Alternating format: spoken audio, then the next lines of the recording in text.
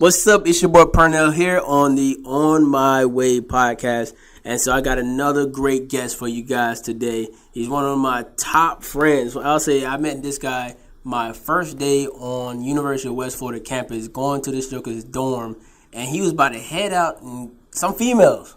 I'm be real. So the personality that you see on YouTube with this guy is not like fake. It's not play. Like this dude was doing this. Like I don't know. Like I walked into the room. He changed one of the dudes that I met in high school's life forever.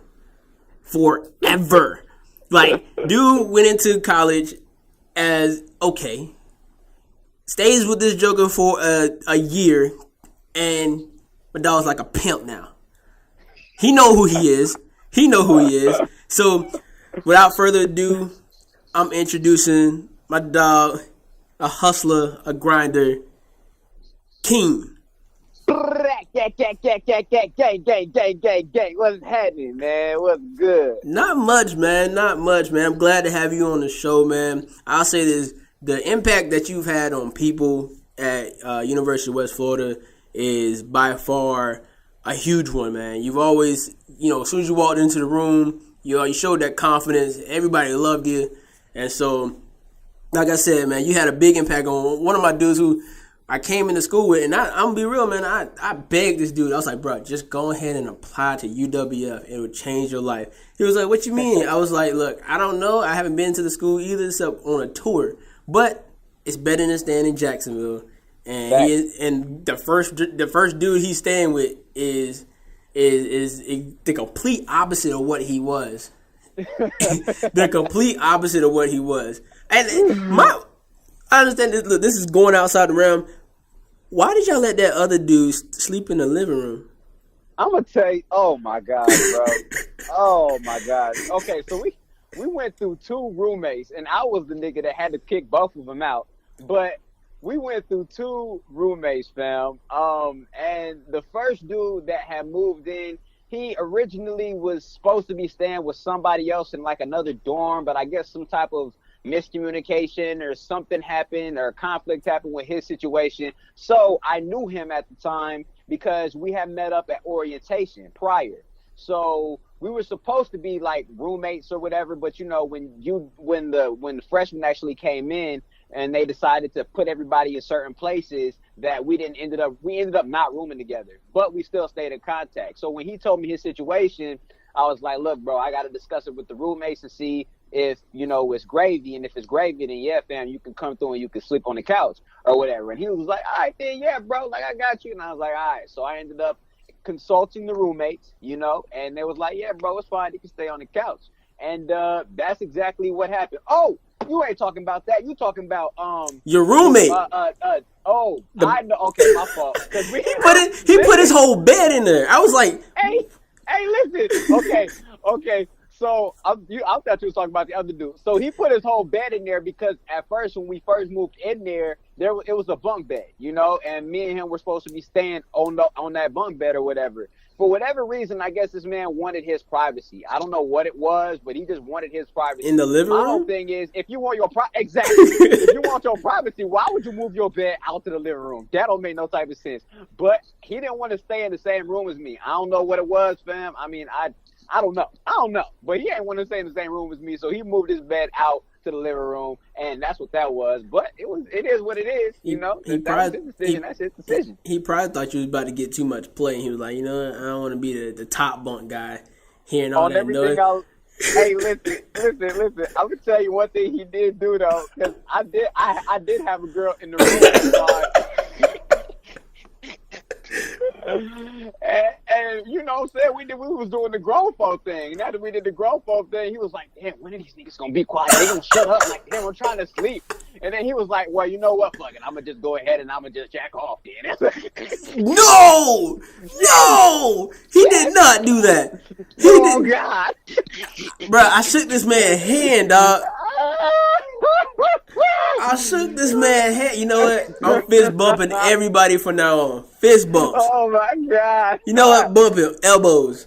elbows only. Bruh back there, you know what, bump it. I'm just gonna beat to the sounds like, oh my God, I'm just gonna beat it. I said, oh my gosh, bro, are you serious? He was like, man, I couldn't go to sleep, so I said, fuck it. I was like, oh my God. My question is, so if he busts, where he bust that, on the bed? On his own? Oh man, damn, yep. I guess so. Maybe he had like some Kleenex or something like that to wipe up. I don't know. Man. But, that would be my guess. Oh man, I couldn't do it, bro. I'm gonna have to go to the living room. So shouts out to my dog though. I really do fuck with him heavy though. He cool. And then what was it, Jamar?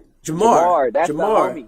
That dude did a 360 as well. Like, well, I don't want to say a 360. Like he just started doing something else. Like he just found out what he wanted to do and just went at it. Yeah. At first, because I remember I used to be in my dorm room recording, like, you know what I'm saying, religiously, like all the time or whatever. And he would just be in there listening, or he would give me ideas, or I would show him some songs, and he'd be like, yeah, bro, that's dope. But he never actually legitimately messed around with the rap game. And then all of a sudden, I just saw out of nowhere he wanted to be a rapper. You feel me? So that's what that man doing right now. He consistent with it. He constantly putting out videos of him on Instagram rapping and stuff. So shouts out to Jamar, man. That's the homie. Hey, man. Look, the freshman years, bro, was different. So you... Bro.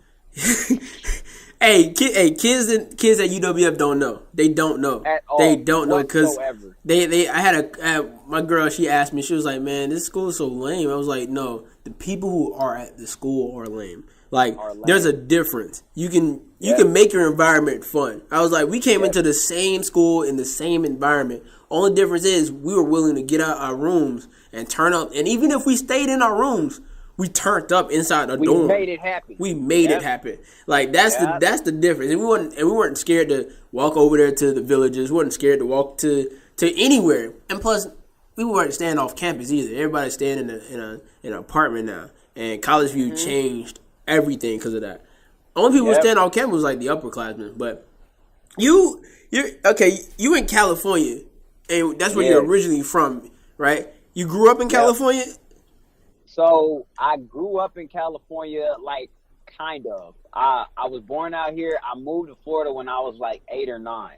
Okay. And then after I moved from Florida, when I moved to Florida at 8 or 9, that's where I legitimately, experienced so I guess you could say I was raised in Florida because that's where I experienced my elementary, my junior high, my high school and college days. You know what I'm saying? And I decided to go back to California afterwards.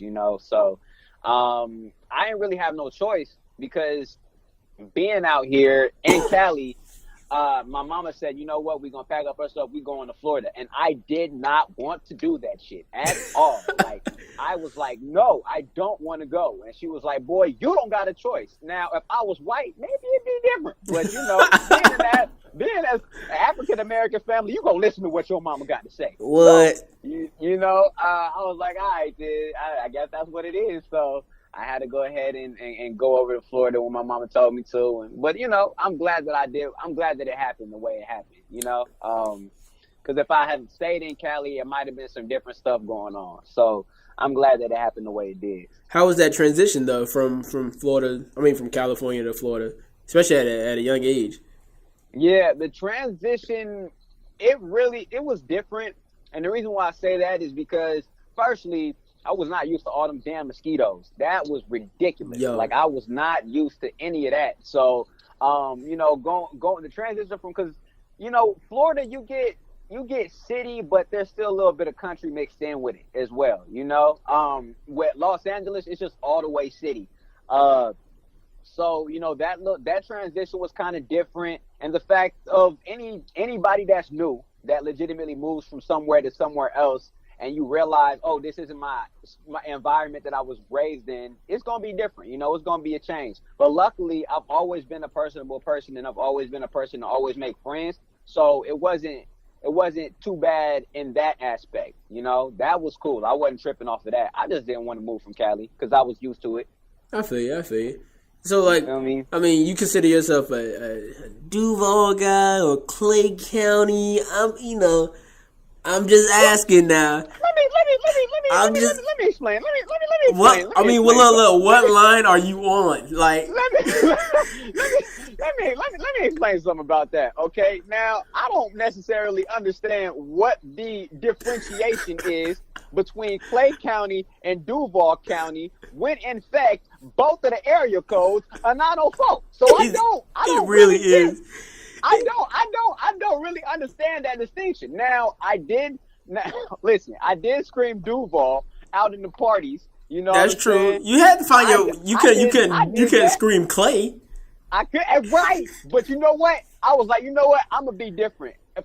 From now on, I'm just screaming Clay County. So when everybody like Duval and there's awkward silence, I'm gonna just scream Clay County. You know what I'm saying? And I guarantee you, Trey probably looked back at you like, what? He did. You know what? It was a Twitter. It was like a whole thing on Twitter about that, because I had like announced on Twitter back when Twitter was like super duper popping when we was all freshmen.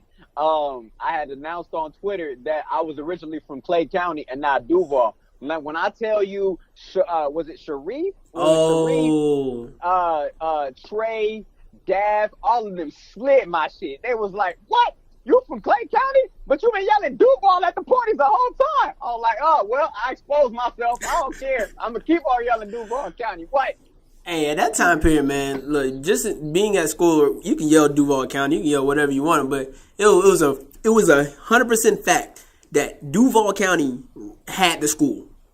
Bro, that is not even the debate. Like, now you yell Duval County, it's like Duval, and then you hear, and then you hear 850 Pensacola. I'm like, when did the school stop recruiting? Like, they just like, what happened? What happened? I think the school just, after they got their team, they went to the major areas to get kids, right? Florida, Miami, Orlando area. But after you finish getting all that, like, now I got my football team, I don't have to keep doing all that. I don't have to keep on everything. Yeah, and I looked too, the acceptance rate for UWF now is like lower than like some of the bigger schools, like in FSU and UF. Like, the acceptance rate is literally around there now. You know what I'm saying? Mm-hmm. When we came in, the acceptance rate, they was accepting like 60% of the applicants. But now the acceptance rate is like, I think like 30% or 40% or something like that. It's crazy. Yeah, now they're trying to move up and become like a more prestigious school. Even though UWF, the smallest school in the state, I would say that it was probably the best decision I made. Which I agree. I was shocked. So what made you start rapping though? Because in Jacksonville, they're not as, like, now Jacksonville rappers are coming out of everywhere, left or right. But when we were coming up, rapping was just too many. Yeah, we were Boosie fans. Yep. So what made you start rapping? So it's actually crazy because when I started rapping, nobody was doing this shit, and then after I started rapping, everybody started doing this shit. I always like dibbled and dabbled with music. When I was coming up, I would make like little parodies and stuff like that, and people was fucking with them. I made like a parody of Jay Holiday's Bed. People, I actually performed it on the school bus going to school, going to W. Cherry Elementary School, and I performed it, and everybody was listening and laughing on the school bus and stuff like that. So I always dibbled and dabbled in music, but I never legitimately took it seriously until the homie Allen, shouts out Allen, his handle is Slim. He released a song called Polos and Tees or something like that. And he released it and put it on Facebook. And I heard it, and then I was like, this is whack. I can go harder than this. So I decided that basically was my inspiration. I went ahead and got my Guitar Hero mic because I was a Guitar Hero head.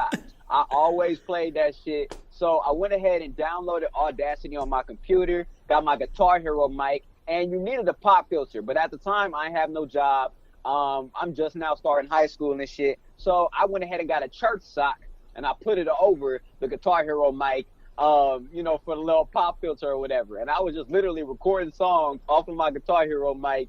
And that's legitimately what got me started. And my brother, he rapped too, but I don't want to say that was he kind of like contributed to me wanting to start rapping. But the main reason I started rapping was because my friend my friend released a song, and it made me want to rap. But then I still wasn't really taking it serious when I legitimately started recording it. I started taking it serious, like, I want to say a year or two actually while me doing it. Man, that's a weird way to, it's just like competition. It's like, you know what, bump it. I can outwork you. My flow better than your flow. That's how it was. Just straight. You know what, bump Literally. it. Let's see what I can do. Man, right. And it's crazy how it illegitimately started off. But I've always had a love for music. Like, I've always listened to it. I've always, like I said, dibbled and dabbled with it or whatever the case is. But when he released that song, and I was like, nigga, I can go harder. And I released the song, and it went harder. And I was like, you know what? I really like this. And I just started doing it until a year or two later, I was like, you know what? I'm going to take this serious. Man, that's what's up. That's what's up. Yeah, so it's crazy. How did that transition into, video, film? Because I know you're at USC, right? And yeah. So how did rapping and the film come about? Right. So basically, I knew that I wanted to do something with entertainment. I knew for a fact that I wanted to do something with entertainment. I didn't know what, but as far as like a backup plan, in terms of my college career, I knew I wanted to do something with entertainment, whether it be film, whether it be music videos, whether it be commercials, something of that nature. Something of that nature I knew I wanted to do. And I tried to figure out exactly what major that was so that when I go to college, I can major in that and then pursue it after I get through graduating. So that's what I did. When I got enrolled into UWF, I went ahead and got the degree in telecommunication and film and decided to use that use that as like a kind of like a stepping stone to get jobs out here in California. Little did I know that the degree that I got has nothing to do with getting jobs out here in Cali. What? At all. Like, even I tell them every time I put in my little application and let them know that I got a degree in telecommunication and film, they say, that's cool. What have you worked on? Nothing, but I got my degree, nigga. But that does not, like, at all, in no way, shape, form, or fashion, work out here in Cali. And I did not know that. So when I first came out here, I was like, well, I don't have any experience, but what you got to do is you got to work as a production assistant first. And when you work as a production assistant, you kind of get your feet wet to see exactly what you want to do, kind of peep the scene, look what the director does, look what the producer does. Do you want to be a gaffer? Do you want to be key grip? Do you want to be a cinematographer? What do you want to do in the industry? And you kind of got to pick one and you got to stick with it. So when I did that as a production assistant, I actually found myself producing music videos, professional music videos. And I moved over here to Cali because at first, and this is like a prime example of things not going your way, because when I moved over to Cali, I was supposedly supposed to get different types of jobs. I spoke with somebody that was employed at USC, and she said that she was going to help me get jobs around places and stuff like that. And as soon as I came out here to Cali and I tried to hit her up, she did not answer me. I tried to email her. She did not answer me. I actually came on the campus to look for her, and they told me to get off because they didn't know what I was doing walking around the campus like that. So that was a prime example of things not going your way when you think it's going to go your way. So I literally was when I moved to Cali, it was back to square one for me. So that's what I did. I got production assistant jobs, and I found myself liking production, actually pre-production and, getting things together, doing, trying to figure out what places what places to shoot at, trying to figure out what we want to do for these certain types of shoots and stuff like that. So me actually getting into that, I actually found myself enjoying that a lot more. So that's what I did. And I guess 2.5 years later, I got 5 professional productions under my belt. So that's a blessing, and that's how I kind of got into it. I was going to go to USC to pursue my master's, but I said, nah, fuck all that. That's debt, and I ain't trying to get into. I understand. So, like, how do you, in that chaos, right? I know once you got out there, you're like, what the heck? Yeah. Whoa, lady, you like I'm out here because of you told me to come out here. Right. Like I set my plans. Like how do you as a person? I've always seen this. You've always stayed positive. What keeps you in that positive mindset when stuff don't go the way you wanted it to go? Because I understand you were signed on when you signed with the group for your music at one point in time, like, and did that go the way you wanted it to go as well, or was that another thing that was just didn't go as planned? Like, how do you stay positive? So I've always been a very positive and optimistic person. I really do believe that if you're aspiring to do something, if you have dreams and if you have goals and you ultimately want to achieve what you want to achieve, that you got to remain positive and you got to remain optimistic, because there's going to be darts and there's going to be hindrances and there's going to be obstacles thrown in your direction at each and every turn. But if you remain positive and you remain optimistic through everything, then that's not going to affect you. And if it does, it'll knock you down. You cry for a little bit, but you get back up. What Cardi B say? Cardi B said, knock me down 9 times, but I get up 10. That's the homie. You know what I'm saying? So that's real though. You know, you always want to make sure that you remain positive and optimistic. And I've always been a positive and an optimistic person. I don't like speaking negativity and pessimism in the world, because where does that get you? Nowhere, you know? So I've always been a positive and an optimistic person. As far as the label is concerned, I was signed to a local label back in Duval, called Large Amounts Entertainment. Shout out B Money, shout out Vizzle, shout out Top Gunner, and everybody that was affiliated with that label. But I was signed to them, and before I legitimately went to college, I was doing shows and I was doing my mixtape and going to the studio religiously when I was signed with them, trying to get on. Fortunately, things didn't work out the way they were supposed to work out.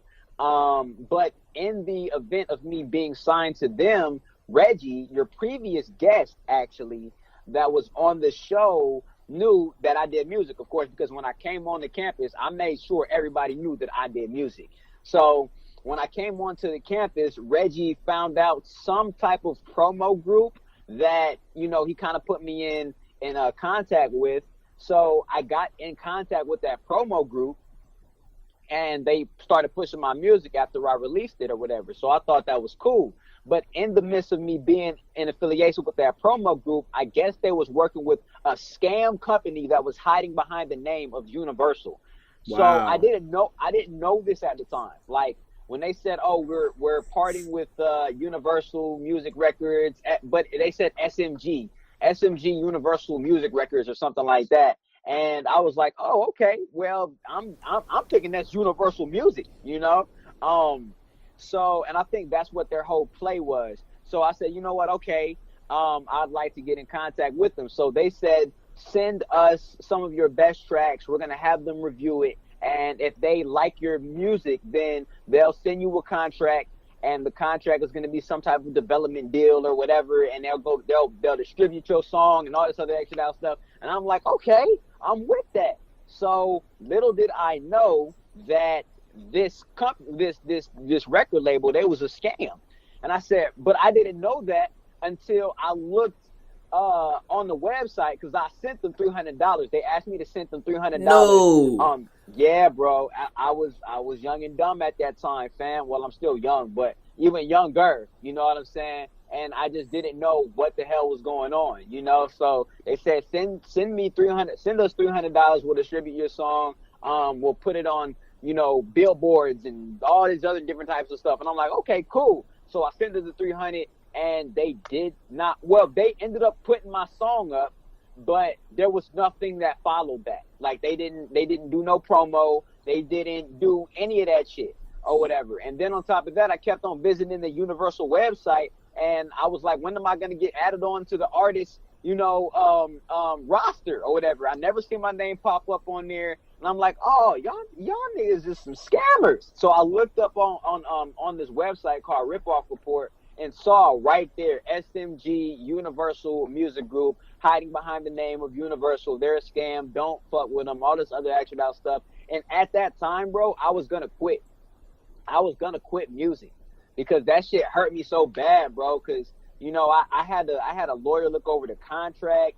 I had a gang of people look over everything. You know what I'm saying? And I was like, what the hell? Like, and he said when I had the lawyer look over the contract, he was like, this doesn't really seem like it's super duper legit. But at the time, fam, I was so hungry. It's kind of like don't get it twisted. I ain't sell my soul or nothing like that. But I was hungry, fam. You know, like I really wanted this shit, and I thought this was a legitimate record deal. So I was like, you know what? I'm gonna do it. I signed my shit, sent them the $300, and didn't hear from him, bro. After that, it was raps, man. I was so mad, fam. Man, that's crazy. So, what made you just like, you know what, Bub, I'm gonna persevere and keep going? Because you say you felt like quitting right there. Because look. At that point, I understand what you're talking about. Where you lose out on money on you're searching for your dream, you're going for your dream, and when it seems like it's right in front of you and it's not there, it's like a mirage. You know, that feeling is something that you can't explain that type of feeling. That's a feeling that I understand. So, what made you continue to pursue? You know what? I've never been a quitter. I don't like quitting. I don't like doing shit. I don't like starting shit and then not doing it. When I play 2K and I'm getting my ass taxed, I just continue getting my ass taxed until the end of the game, fam. You know, I do not like quitting. You know, but I ultimately though I realized that it's just not in me to stop doing music. Like I can't stop doing music, bro. Like if I said right now that I'm just not gonna make another song again, that's just not gonna happen. And that's when you realize, and that's when you know that you have a passion for something. Just like MJ when he quit basketball and he was like, you know what, I'm gonna go play baseball. Quickly realized that shit wasn't for him. Came back to basketball. When you have a passion and you have a love for doing something, there's just absolutely no way that you can just say, I'm not doing it anymore. And that's ultimately what happened, bro. Like, I was thinking about, like, you know what? I've been doing this shit. And at the time, I think I was like 18 or 19 or whatever. And I've been doing music for like 4 years at that time. So I was like, you know what? I done put 4 years into this shit, and I'm thinking that it's actually gonna happen, and it's not happening. Fuck it. But bro, like when you have a passion for something, that's just not gonna leave, you know. And that's exactly what happened. I just kept on going, and I kept on pushing. You know what I'm saying? So that's ultimately what led me to continue doing what I'm doing now. So where did the becoming a YouTuber jump into the fold? YouTube. You know what? YouTube was me starting up a YouTube because I actually felt a certain type of way about starting a YouTube at first. And the reason why I say that is because as a YouTuber, you're not really taken seriously as an artist. Because you know, you're known for being on YouTube and people laugh at you. You know, they just see you as like, you know, a comedic personality. They don't necessarily see you as somebody that's gifted in other things. But I really realized that YouTube is literally the platform to use in order to build your fan base. And if though it might be hard to cross over, I legitimately seen it and somebody doing it before. His name is DDG. He actually crossed over from YouTube into the actual music industry. You know what I'm saying? And Queen Naja crossed over into the music industry. You know what I'm saying? So I looked at YouTube as a what's the word I'm looking for? Springboard. A tool. Yeah, I use it as a springboard or a tool to basically draw fans in, you know, into, okay, yeah, I'm a funny person, I'm a personable person, I got a lot of charisma, but I also do other things as well, you know. And YouTube is literally, okay, so let me break it down. If you upload videos on YouTube every single day or every other day, YouTube is a tool that's going to work for you. It's literally going to get fans while you're asleep. You know what I'm saying? Because its algorithm is in a way in such where if you're consistent and you're posting searchable content that people are looking for, then they're gonna put your video in front of other people, and then when that happens, people are gonna sub to your channel and want to constantly look for what you're doing, what you're posting, who you are as a person. And you're literally, all of that shit is happening while you asleep. You know what I'm saying? You can do a video, post it, go to sleep, wake up with 10 more fans, 20 more fans. So I urge people, whatever the fuck they doing, if they're artists, if they're, if they're doing a podcast like you are, or if whatever they want to do and they're trying to gain fans in whatever they want to do, it could be a real estate company. Start a YouTube. If you start a YouTube, I promise you, and you're consistent with it, with whatever you do, whatever lane you decide to go, and you continue staying consistent, I promise you're gonna blow up. Literally, you just have to stay consistent with it. And so that's part of the reason. No, that's ultimately the reason why I started YouTube. And also part of the reason I started YouTube is watching Gary Vee. Oh my gosh. I know you didn't just put his name up there like that, man. I put his shouts out to the homie Gary Vee, man. Shouts out to Gary Vee, fam. That man is he's like a I don't know, man. He's like a burst of energy, man. Like he's saying what you've been wanting people to tell you. Like he gives you like, I don't know, like the ultimate motivation to get up and just do. Because he's like, and then, the one thing I like about him is that he doesn't just say it. He goes and do it. Like the, what's that? The garage sale, right? Trash talk? Oh, trash talk, bro. He gets up and he drives around for coffee mugs, bro.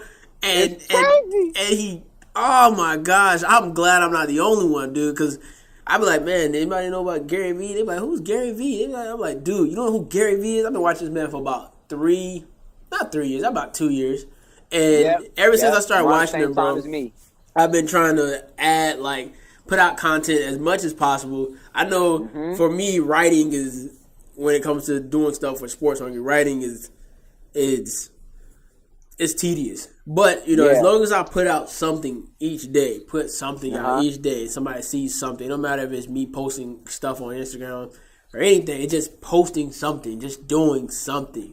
And it works, man. Continue, bro. You continue. My bad. Definitely does. No, you good, bro. And I try to urge people to do that exact same shit, bro. Posting content and just going at it, like hitting the ground hard. That shit is like super duper important. And I don't think, and to piggyback off of what you said, I don't necessarily think people realize how real the gems that Gary Vee drops are. Like that, it's crazy. Like when he says that he's literally giving everybody $1 million advice on YouTube for free. That's exactly what it is. Like, and it's crazy to see that he has over like 1.7 million subscribers, but barely only got like 20,000 views on his videos. Like, bro, people have to realize that what he's saying is real. Like, I am literally doing what he is saying, and it's working. You know what I'm saying? Like, you just gotta put the time in. You put the time in, you put the effort in, and everything comes out the way you want it to come out. It may take some time because one thing I was as a kid, you see these guys. For me, seeing a lot of entertainers, or you see athletes, everything comes so quickly, right?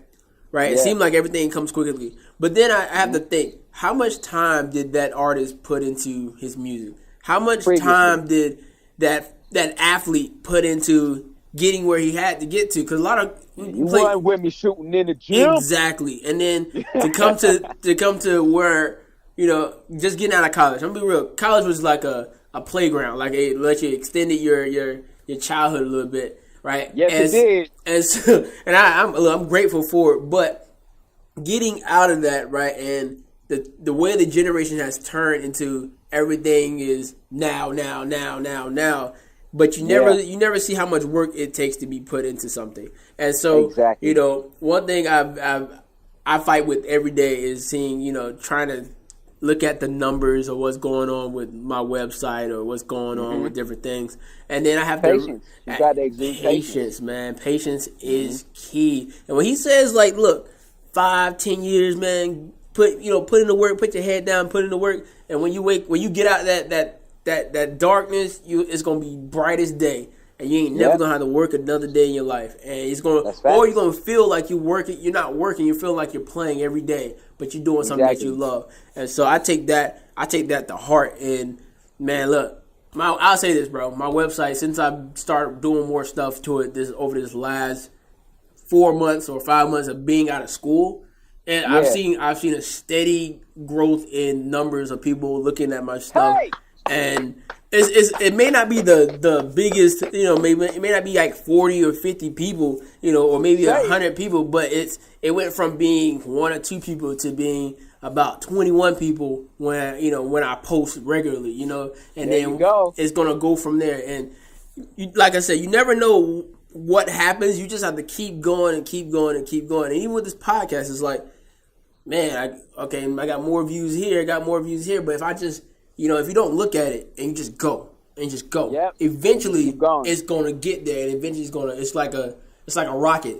It takes time for it to fuel up, but once it takes off, you going. Yep. So how is YouTube's in that overall plan of yours, right? So, one thing to be real, the black community, we get at the age of 18, if you're not going to college or not going to the military, you are pushed out. Like you are pushed out into the real world, and it's a sad thing, because most other ethnicities, other races and stuff, they don't kick their kids out like that. You stay here as long as you need to so you can get on your feet and you can be ready when you need to leave, when you want to leave. Mm-hmm. Like, how important is it to have the support of your family on your journey? It is more. I literally, it's indescribable.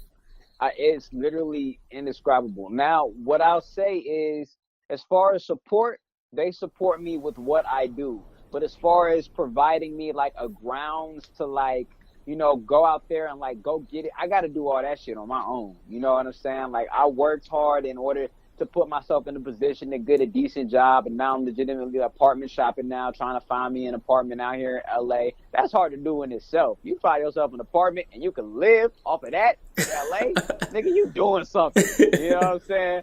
So that. But what I will say though is I really do humbly thank God for the family that I got, because they are with me every single step of the way. Everything that I say that I'm trying to pursue, it's not like they're opposed to it. They're like, okay, son, well, if you want to do what you need to do, go ahead and do it. Just make sure that you keep God within your plans, you keep God within your path, and everything is just coming to fruition. And I am a sole believer and advocate of that. And the fact that they legitimately, I actually just released a reaction on YouTube a few days ago, and my whole family was with me doing I saw that on YouTube. Yeah, fam. And just knowing that and seeing that is beautiful, bro.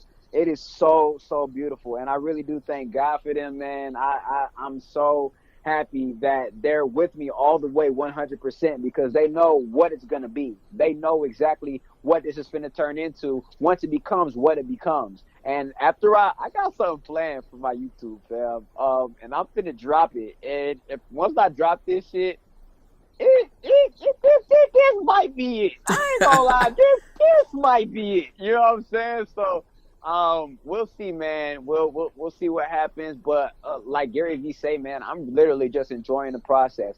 I love rapping. I love making music. I love singing. I love doing YouTube. I love this shit. Like, it's not work for me. I love to do it. So when you get into something that you love to do, this shit's like, it's play. It's cool.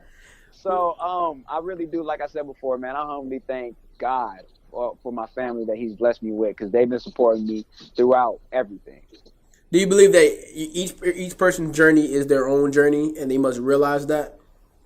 You know what? I really do. I do believe that. I really do believe that, because I had posted a tweet not too long ago saying comparison is the thief of joy. I saw that, man. Like, it was like 2 days ago. And the shit it's real. It's real. Shout out to the homie Lonnie for posting that on Instagram. I stole it from her. I didn't even credit her, but she'll be all right.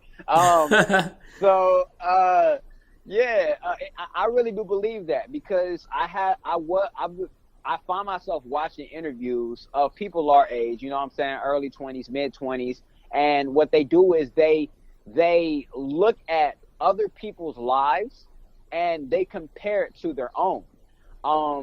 And that's not what you want to do, you know, because everybody's path is different. Whatever that person has is what they have gotten through either inheritance, hard work, ethic, dedication, whatever it might be, or luck. I don't know. But, you know, whatever they have is what they have. Don't look at what they have and compare it to what you don't got, because that person's journey was different than what yours is. You know, everybody's path and everybody's journey is different. Don't look at everybody else and be like, well, they have that and I don't have that. Because the very moment you do that, then you're going to start hate. And you're going to start, you know, breathing that negativity into the world, you know what I'm saying? And then you're just going to be an asshole and nobody going to fuck with you. So that's what you don't want. You don't want that, fam. You stay on the path that you want to get on. And if you do feel a certain type of way about that, turn that negative energy and turn it into something positive by using that to do your own shit. You know what I'm saying? Like, that shit is just, I hate that shit. I hate when people be hating, and that shit is just, man, it don't make no sense. But I will say that, yes, everybody's path is different. Everybody's path is different.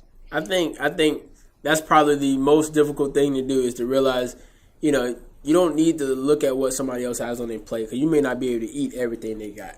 You may not be able to, and you know, you. It's like when you're young and when your parents give you a big behind plate of food, right? And because you asked for it, this is what you wanted, and they gave it to you, and now you sitting there looking stupid, like, man, I can't eat all this. And then now you're sitting at the table. And it's 10 o'clock at night, and you ain't finished your food. Everybody else is went to their room, and then they staring at it. And then you be like, I want to eat this, right? You try to get up, right? And your mom pops in there out of the blue, or your grandma grabs the plate, wraps it up, and put it in the refrigerator, and be like, you got that for breakfast, because that's what you want, right? Consequences come, and now you done set yourself back, trying to do what somebody else has, trying to do what they do, and that's a lesson for anybody, man. Just make sure you don't. Stop looking at other people's stuff. You know, put your blinders on and live your life. Because if you try to live somebody else's life, you're gonna end up missing yours. That's so, man. I'm stealing that quote. I'm tweeting that shit when we get through with that. That's facts. Say that shit again. Hey, hold on. Make sure I said it the right way. Okay, all right. If you try to live somebody else's life, you're gonna miss out on yours. You're gonna miss out on yours. If you try to live somebody else's life, I'm going to credit you, though. If you try to live somebody else's life, you're going to miss out on yours. Woo, shit, boy. That's real, though. I think everybody has to get to that realization. That's tongue twist on that one. They got to come to that understanding. I'm going with that one. Right. Understanding that you can't rush your process. This comes from people. I'm gonna be real. I love the Kardashians. I have nothing against them. I really don't. Everybody looks at them, fam. That's what they compare themselves to. Yeah, and I'm like, for me, it's like, why are y'all looking at the Kardashians and what they got? Like, you act like their mom, Kris Jenner, wasn't a beast.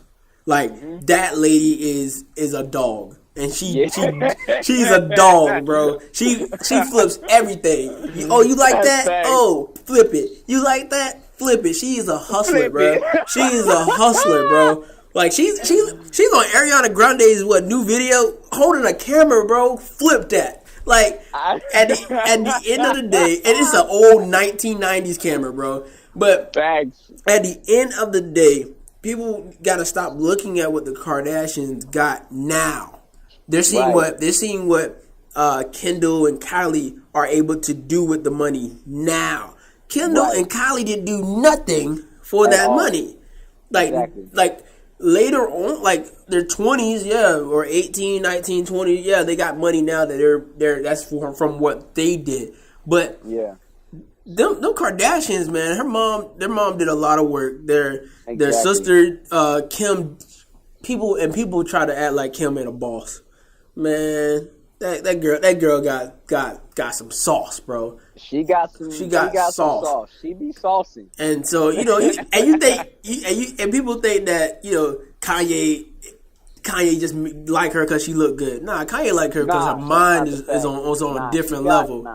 she got her shit on some shit. It I think ultimately what it is that the money and the power is kind of like a cloud to other people, Yeah. and they don't see, what really goes on behind the scenes. You know what I'm saying? Like they think that everything is just handed to somebody, when in fact they actually do be putting work behind this shit. You just don't know because of what they got, when you think everything is just handed Right. to you. You got to realize that you got to put work in order to, retain and maintain some of the shit that you got, So Would I completely agree. would you take the same route, knowing the stuff that you know now, like from the jump? Would you take the same route that you've taken so far? Hell no. Let me explain to you. Let me explain.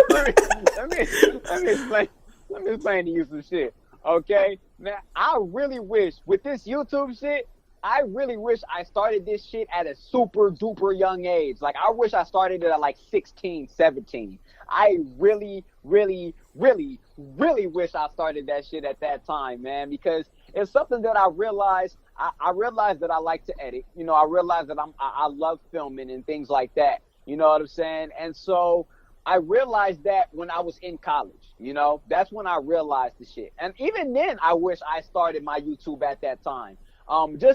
Just earlier than 23. You know what I'm saying? Like, Yeah. I wish I would have started it earlier, fam, because I didn't realize how much I would like the shit along with music. I didn't know that after music, there would be something else that I enjoyed so much aside from, film and production. And in fact, that's what YouTube is. It is film and production. It's just doing it with yourself.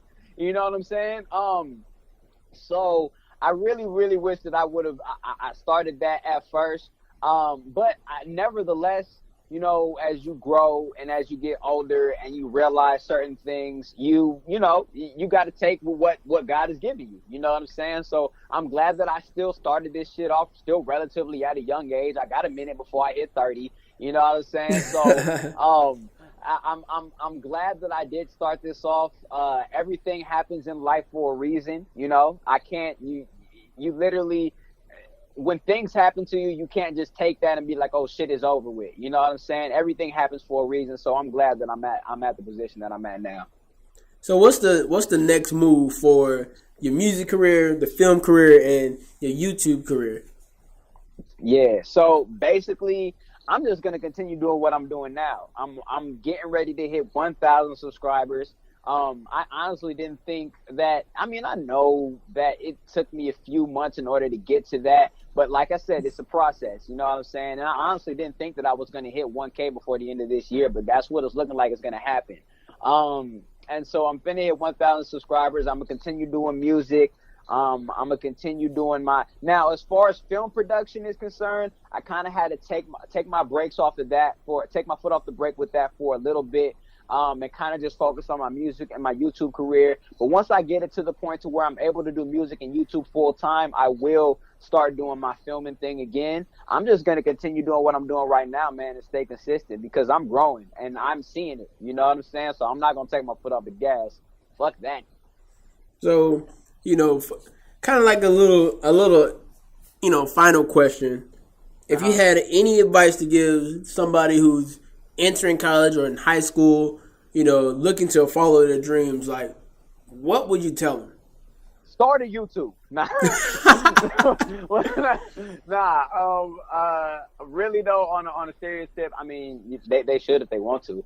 But on a serious tip though, man, you don't have to start a YouTube in order to follow your dreams. Literally, I would tell them that if whatever they're doing, whatever their dream consists of, to stay consistent. Do not put your foot off the gas. Don't quit. And I know that sounds kind of cliche, but I mean, it's real. Like it really is real. And also something that I needed to realize too is that you cannot, and I repeat, you cannot be concerned about what other people are going to think about you.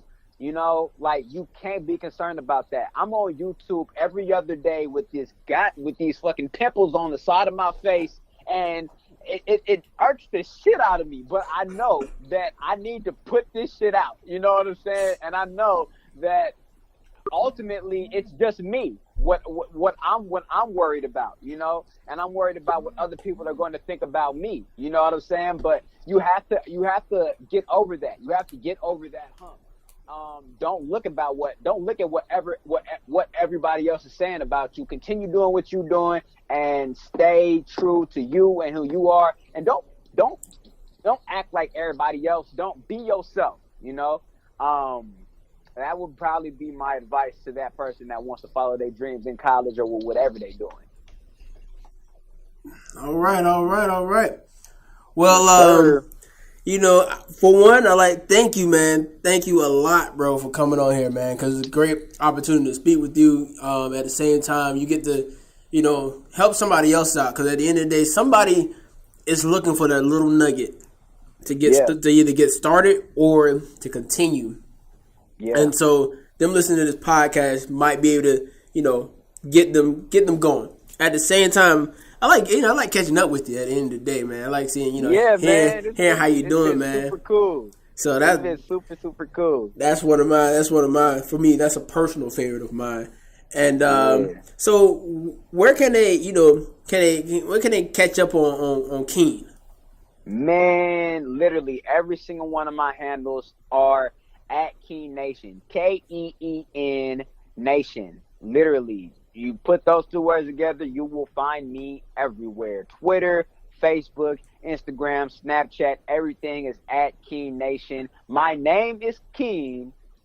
The fans are KeenNation. That's something that I gotta kind of differentiate. People think my name is KeenNation. No, my name is just Keen. The fans are KeenNation. I love y'all so much, I named my handles after y'all. So, damn it, that's what it is. You know what I'm saying? And Pernell, thank you again, bro. Is that what you go by? Is it Pernell Sports Hungry on my way? Like, what do I? So, all right. So, man, I've been talking to different people about this, and Reggie, you know, the last guest, and he was like, "Yo, you need to go as your first name." And he was like, "Pernell is a unique name and it has power in that name. Go with it." My girl said the same thing, and so I was like, "All right, cool." So my at name is OnMyWay 18 on like Twitter and Instagram and stuff like that. But you know, I'm going by Pernell when it comes to the podcast, man. And I gotta start using my name. I am real. For the longest, man, I wasn't really too digging my name because my brother, my grandfather, and my dad all had the same name. I was like, what? Why ain't got the same? Oh wow! So what? You Pernell the third, or no? They all have they have Paul. I wanted Paul. I know a lot of Pauls, and I felt like, hey, I want to be a Paul. But Paul. Okay. My grandfather and my dad named me Pernell off of the boxer Pernell Whitaker, and he was a very dominant boxer coming up. But he was sometimes overlooked, but he always rose to the occasion. So that's how I got that name. Yeah, man. Okay. So yeah, you can Pernell's the thing, but as in for when it comes down to it, OnMyWay is my name, my tag name when it comes to Twitter and Instagram. Right, when it comes down to social media and stuff like that. Yeah, I kind of wish my parents named me something different. You know what? My original name is Niger. You could form your assumptions. What other people would call me growing up. You know what I'm saying? That's why I had to fire back. You feel me? I had to be quick with the comebacks, bro. Because if I didn't, man, man, it'd be raps for me. You been in a fight. You been in a lot of fights, man. I'm thinking in my head I have. I ain't gonna lie. I growing up, bro, I got into a lot of fights. It wasn't about my name though. I was just being a little badass kid. I mean, everybody gotta get that animosity out. You feel me? You feel me? Everybody gotta do it. So, but that's what it is, man. This is your boy Pernell, and I had special guest Keen. Hey. On the I really want to say thank you for that introduction too, man. You really big me up, man. I don't really be getting females like that, but you made it seem like I did. Hey, look. Oh, okay. All right. We're gonna act like we didn't see what was going on those years in school. Okay. Yeah, all right. No. Hey, look. Last note. So we gonna dust this off, right? Look, King got on every female. It made no difference. White, black, Asian, red, blue, gold. He would slide on them, and you'd be like, "What the heck?" Hey, look, class did not mean anything. Freshman coming in there, he like, "I'm grabbing a senior." It don't matter. It don't matter. And they put you in Village West. What? Yes, bro. You're in the heart of all seniors.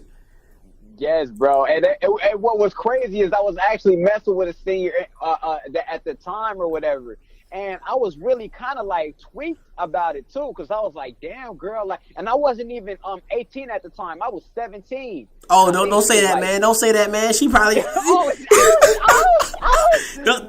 say it. Scratch that out. Don't put that in. Hey, look. We okay. Her name ain't on here. We okay. Her name ain't on. Don't put that in there. Don't put that in. Hey, okay. Look, I'm gonna figure out how to cut that out. Then how about that? I'll figure it out. Hopefully, we can find that. If you don't cut it out, I mean, it's cool. Hey, man. Nobody know her name. Hey, if they knew, you remember, gosh, what was it? Oh, man. Damn, I forgot his name, but it's okay. But, I mean, at the end of the day, bro, you like the experience that you had, by far, probably the best experience. It, bro. Oh, my gosh. I tell people all the time, like, if I would do things differently, I don't know if I would have went to college, but what I will say is that I don't regret any of it. I don't regret college at all whatsoever. If I were to do those 4 years over again, I would do them. Me too. And I'll be a little bit more aggressive. Yes. So. Oh God. But that's it. It's your boy Pernell here on the On My Way podcast, and I have a special guest, Keen. Gang. And we out. All right, man. All right, bro. You too, bro.